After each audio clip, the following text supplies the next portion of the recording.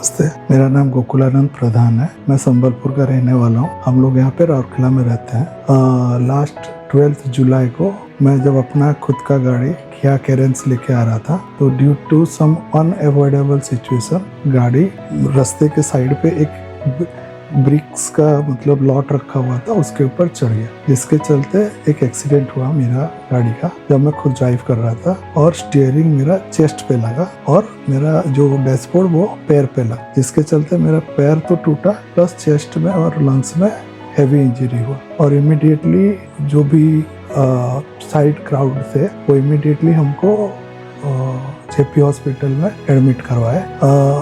उसके बाद I was in ICU for 1 month and वो टाइम पे the doctor mister Arun Kumar Sahu was my main doctor who was taking all the care and decisions for my treatment. तो उन्होंने जो timely and proper treatment किया, तो दो I was a heavy injury in my lungs, but I have recovered, and right now I am in normal. I come out from the ICU and in normal ward, and today maybe I am going to discharge. And for that I am very much thankful to all doctors, all staffs in ICU, all supporting staffs, each and every person who had helped me directly or indirectly, but the way they have treated, actually really it is a blessing of God that I had come to JP Hospital. I get my life back,